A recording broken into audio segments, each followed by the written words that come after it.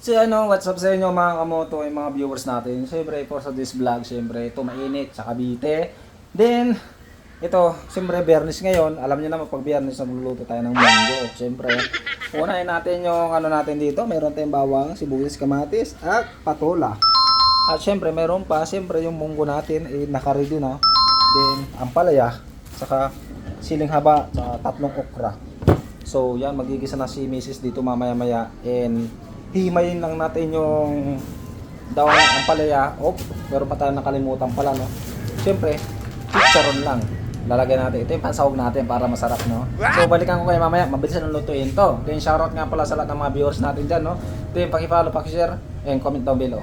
Balikan natin mamaya. Let's go. So, ito, no? Nag-isa na tayo, no? Ginisa ko na kanina. Then, ito, nilagyan ko na rin ng sabaw. Ayan, no? Diba? Quality. What? Napakasarap, men. Munggo Day. Siyempre, sa din yan sa paborito ng anak ko. Then, ito mga ano natin, mga gulay natin is ready na. Yan. Ampalaya. Tapos, meron tayong ito, patula. At meron din tayong tatlong okra na bagong pitas. Yan, oh. So, dito yan. Lagyan natin yan dyan. Tapos, meron tayong siling haba, dalawa. Dito, lagyan din natin yan. Tapos lagyan natin ng tubig para yung dumi mawala. Tapos sasalain din natin yan. Kasi mahirap na, di ba? Yan. Fresh. Fresh yan. Puro bago yan, no? Then, prepare din natin yung isa. Chicharon. Ito yung sahog natin. Bali, hindi tayo nagsahog sa bonggo natin ng baboy. Basta gusto ko lang gulay, tsaka ito lang. Kasi gusto ni Mrs. yan. Kaya all goods yan. Di ba? Prepare na lahat.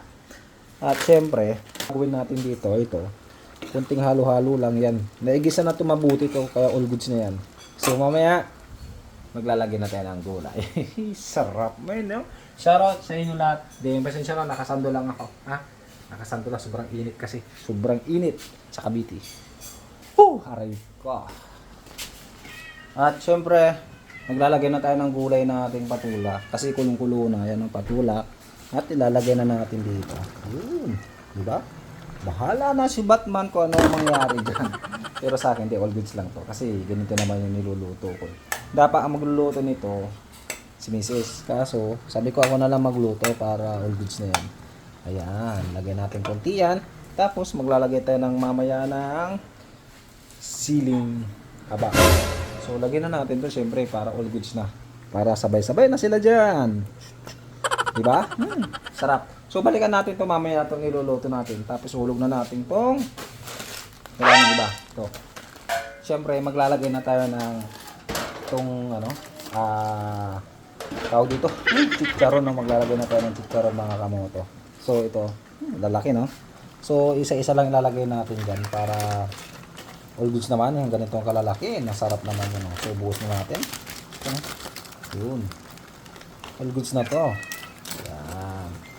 At take note, pag maglalagay kayo ng itong chicharon, huwag ninyong maglagay masyado magpakadami ng asin kasi aalat. So, lagay natin lahat yan. Yun. Uy, pati yung plastic kasama. Walang hiyaw. What? Kasi nga, pag naglagay kayo ng sabi ko nga, itong chicharon, aalat po yan. Kaya huwag kayo masyado maglagay ng asin, bitchin, or paminta. What? Paminta, hindi. Asin pala, bitchin. So, titikman natin po unti-unti kung anong lasa. Kasi, lalakot po yan, di ba? Tapos, magdadagdag naman tayo ng sabaw dito. So, kukuha tayo ng sabaw kasi yan, baka matuyuan. Let's go.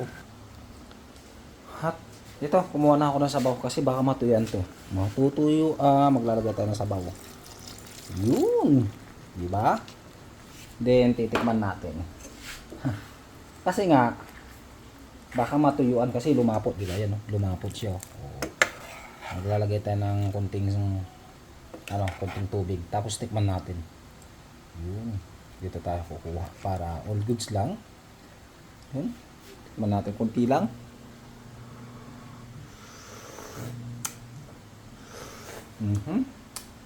Tapos maglalagay tayo ng magic sarap.